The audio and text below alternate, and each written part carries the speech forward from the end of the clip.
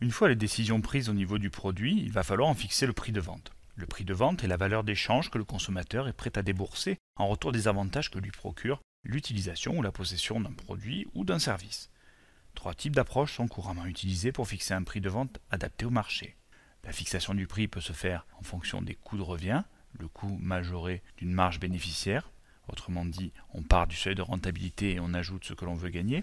Une deuxième famille de méthodes en fonction de ce qui est prêt à débourser la demande, étant notamment le prix psychologique optimum, plus toutes les techniques de backward costing. Et enfin, la fixation du prix peut se faire en fonction de la concurrence et du prix du marché. Dans la pratique, on combine au maximum ces méthodes pour arriver à trouver le juste prix. Nous ne développerons pas ce chapitre ici, mais il est impératif de savoir à partir de quel prix et de combien de produits vendus nous atteignons notre seuil de rentabilité.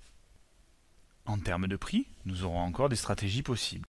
Les trois grandes stratégies possibles sont l'écrémage par rapport au marché, qui consiste à vendre un prix plus élevé que la concurrence et donc à cibler les consommateurs qui sont prêts à débourser davantage pour obtenir une rentabilité à courte échéance.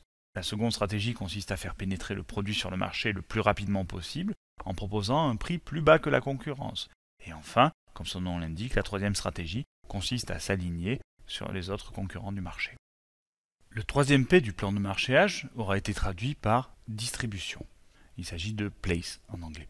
La distribution physique comprend toutes les activités reliées à la gestion des flux de produits et de matériaux, de leur point d'origine jusqu'à leur lieu d'utilisation et de consommation. Tout ça est mis en œuvre pour satisfaire de façon rentable les besoins du marché. Là encore, plusieurs stratégies sont possibles pour le producteur.